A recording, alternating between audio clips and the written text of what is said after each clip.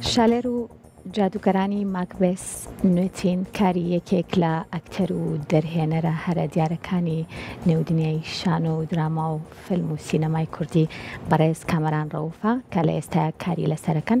دیارە ئەم شانۆیەش لە خۆلی حوتەمی فستیڤاڵی نێودەوڵەتی هەولێر بۆ شانۆ نمایش کراوە و بڕیارە دووسبەی لە شاری سلێمانیش بە خۆشحاڵیەوە نمایش بکرێ. گفتگۆکەم لەسەر تەواوی شانۆیەکە بە میوانجاری بەڕێز کامەرانەوە کە بەڕێزیان دەرهێنەرن و لای من میوان. مامۆستاگیان سڵاو لێبێ، زۆر بەخێربەی. زۆر سپاسدانەکەم. سپاس بۆ تۆ بەخێربەی.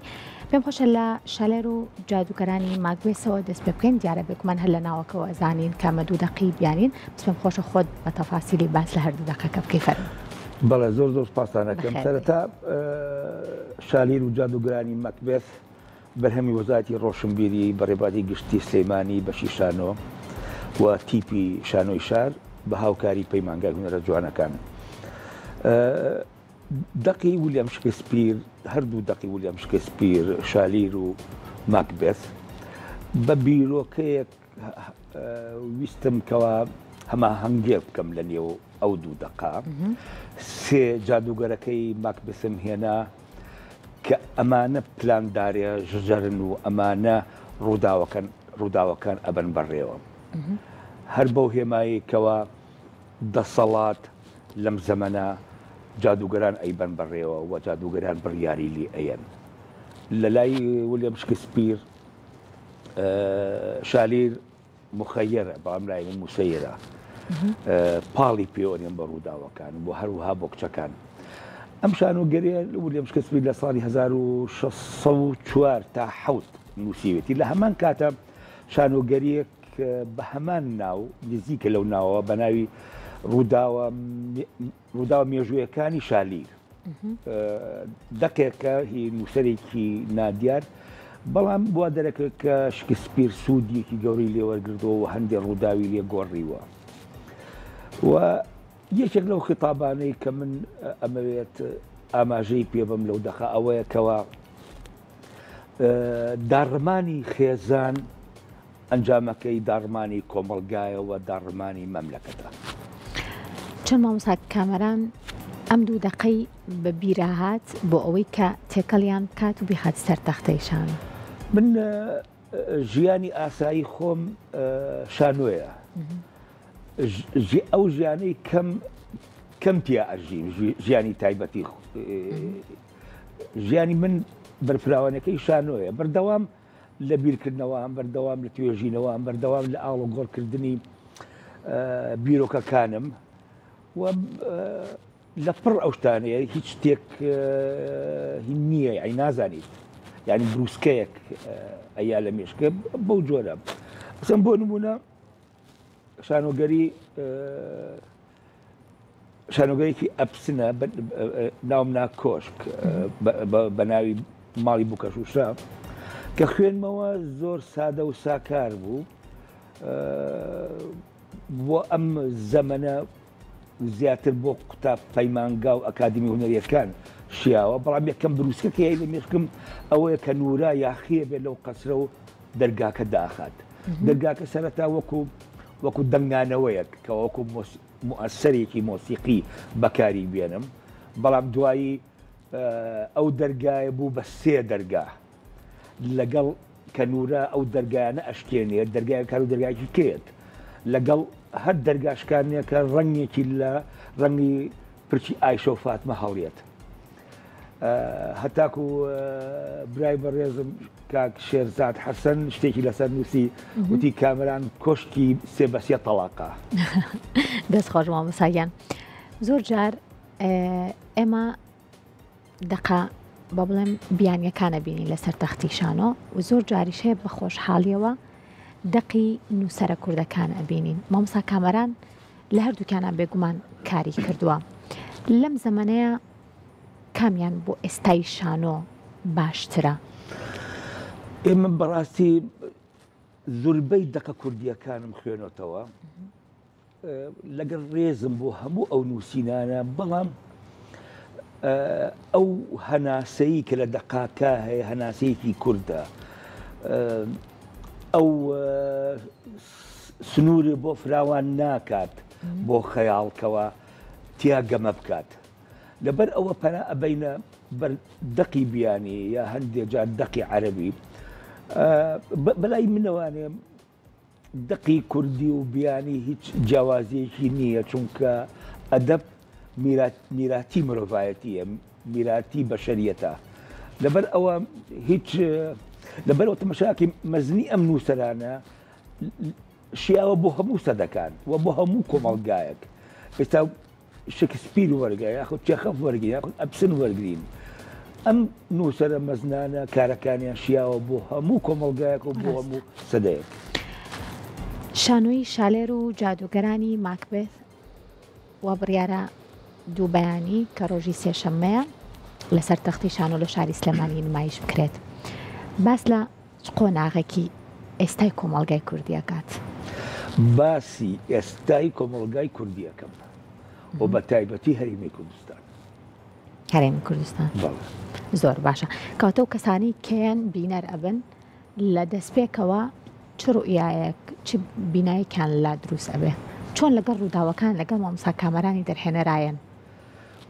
بەدڵنیایەوە بینەر زیرەکە و هەموو ئاماژەکان تێکە و هەموو ئەو کۆدانەی کە دەرهێنەری خاتی ئیشەکانێوانەوە لێکی ئەیاتەوە سەرەتا بە دیمەنێک دەست پێکە کە جادوگەرەکانن کورسی و مێز دروستەکەن و کورسی و مێزەکە ئەبەنە ئەو دی و پەردەی شانۆکەوە ئامادەیەکەن.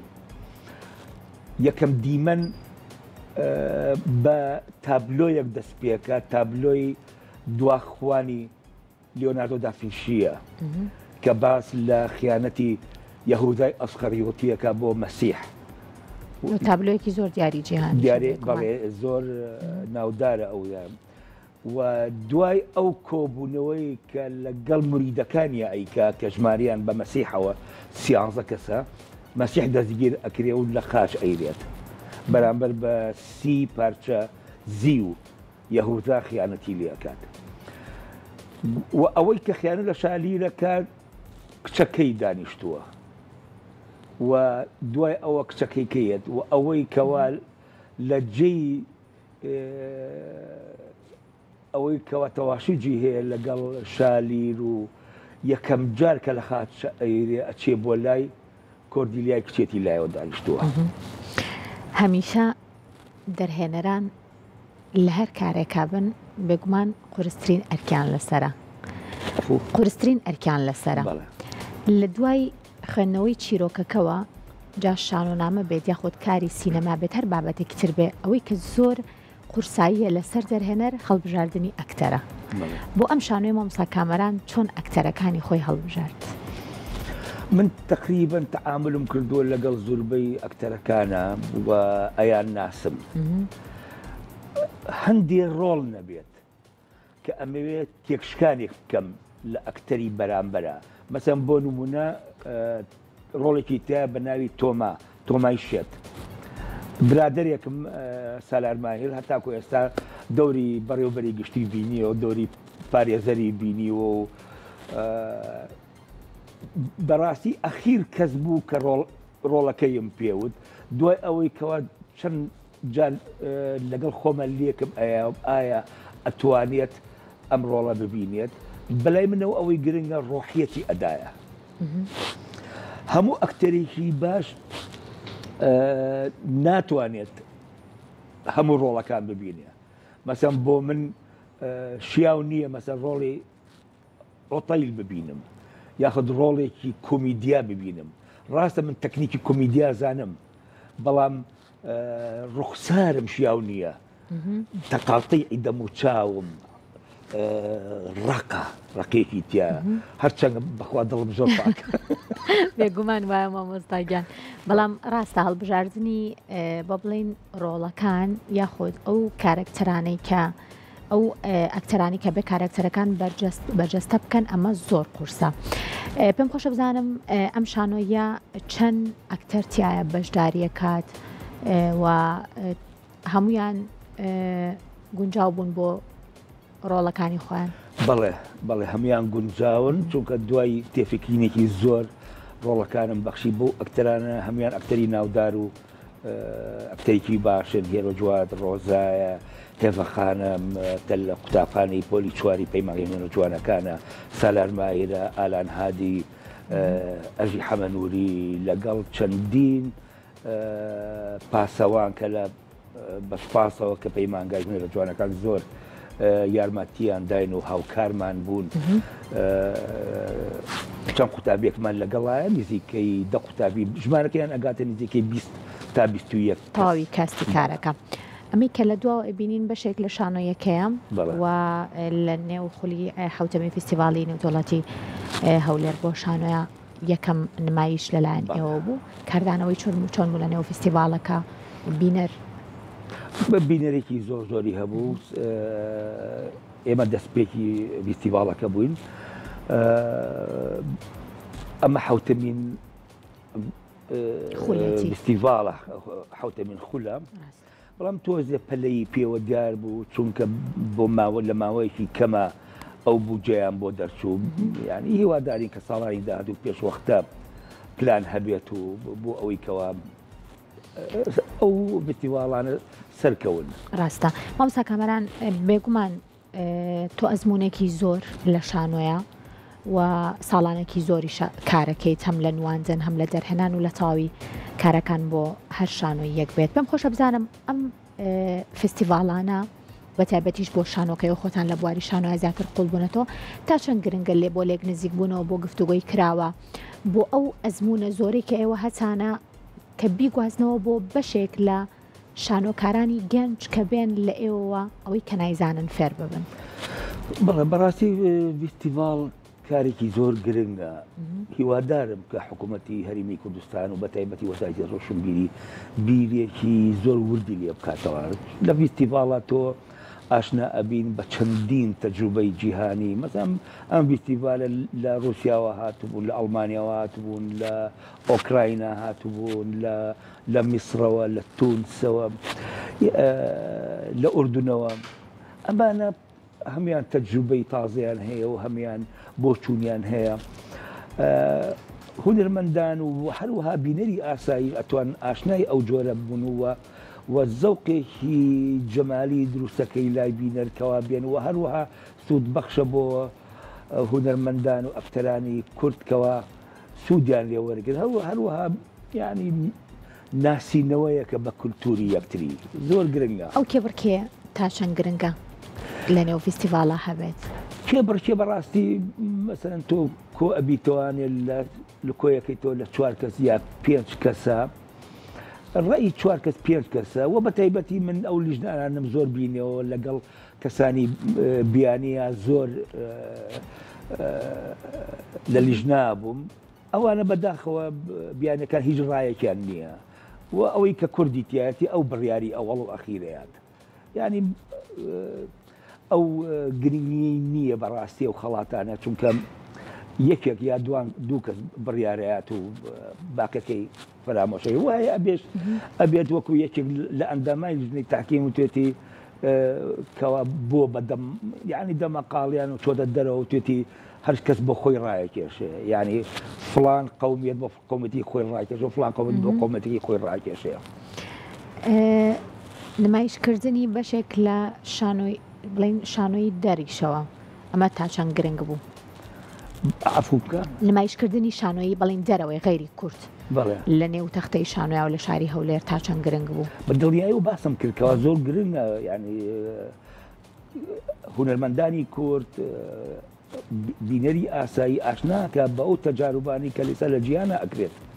زۆر گرنگ بۆ ئاشنابوونیان بەو تەجروبانە، هەروەها تعارفکردن و گۆڕینەوەی ئاتی کولتوری و ڕۆشنبیری فەرهەنگی بۆ یەکتری. کەوا ئەم با بڵێن فستیڤاڵانە تا چەند دەستگیرۆیی ئێوەیە بۆ گەنجانی شانۆکار؟ لە بەدڵنیاییەوە بۆ گەنجانی زۆر بە سوودە چونکە ئەو تەجروبانە مەحاڵە بیبینێ. یعنی قوتابێکی پەیمانگایە ئەکادمی هونەرە جوانەکان لەکوێ بۆ یەکرێ بچێ بۆ رووسیا لەوێ نمایشێ ببینێ، یا بچێ بۆ ئوردون، یا بچێ بۆ میسر. لە نزیکیشەوە توانێت لە تەجروبەی ئێوە شەو مامۆستا بتوانێت کە سوود وەربگرێت. بەدڵنیاییوانە یعنی ئەوەی ساڵێک لە پێشتەوە بێ ساڵێک خبرەی زیاتر ساڵێک ئەزبوونی زیاترە بە دڵنیاییەوە یعنی ئێمە کە لە پەیمانگەی هونەرە جوانەکانە ئەمان خوێن بەهنا میخائیل سەرۆکی بەشمان بوو ئەیوت کە ئێوە لە سنفی یەکن کە پۆلی دوو بە بەردەمتانە ڕۆ ئەبێ سەلامی عسکەری بۆ بکەن ئەو بە مەبەستی ڕێز و احترامە تۆ چۆن ڕێز ئەگری لە یەکێکەوە ساڵێک لە پێشتۆیە باشە هەمیشاڵن لەسەر تەختەی شانۆ ئەوەی کە ئەوترێت هەر ئەوەیە چونکە ڕاستەوخۆ لەگەڵ بینەری خۆتا گفتوگۆکەی بۆ مامۆستا کامەران لە تەجروبەی کارکردنی خۆیەوە لەبەر کامێرە و لە بەردەم بینەری خۆیان هەمیشە دڵنیام شانۆ قورسترینە هەمووی قورسی خۆی هەیە ینی هیچیان ئاسان نین ئەگەر ئێمە بمانەوێت بە ڕاستگۆیانە کارێک بکەین ئەگەر ئەو شانۆگەریە یاخود ئەو پارچە هونەرە لە عەقڵ و هەست و هۆشمانە تێکەڵیکەین قورسە ئاسان نییە بۆ بەر کامەرە ئاسانترە یان لە بەردەم ئەو جمهورەی کە دانیشن تۆ ڕاستەوخۆ گفتوگویان لەگەڵەکەی هەیە ئەڵێت شانۆ قورسە و بەرامبەر بە کامێرە چونکە ئەتوانی تۆ یەکێک هەڵەیە بکات دووبارەیە کاتەوە ئەو حاڵەتە هەیە لای هەندی ئەکتەر بەڵام سەبەر بە منەوە هیچ فەرقێکی نییە و هەمووی پێژێکی زۆر تایبەتی و ناوازی لێبینن بە دڵنیاییەوە مامۆستاگیان پێم خۆشە بەڕێستان وەکو دەرهێنەری شانۆی شالەر و جادوگەرانی ماکبێس لێرەوە کات وە شوێن بە بینەران بڵێن بۆی بە خۆشحاڵیەوە کە هەر کەسێک حەز بکات بێت بینەری شانۆیەکە بێت لە زاری خۆتانەوە ئاگادار زۆر سپاسان دەکەم شانۆگەری شالیر و جادوگەرانی ماکبێس لە نووسینی ویلیام شکسپیر وە لە ئامادەکردن و دەرهێنانی خۆم لە هۆڵی ڕۆشنبیری کاتژمێر 4 ئێوارە تاکو لە 22 مانگەوە تا 5 12 زۆر باشە مامۆستا لە دوای ئەم کارە و لە دوای تەواوبوونیەوە کاری تر ئامادەیە بە دڵنیاییەوە سەد دوو کارم ئامادەیە نەمێشکمە یەتوار ڕوات ئەمە گەشتە لە دایک بوون ئێستا مێشکم دوو گیان بێت هەر کارەکە شانۆی ئەبێتەوە یاخود کاری تەلەڤیزیۆن و بە تەمای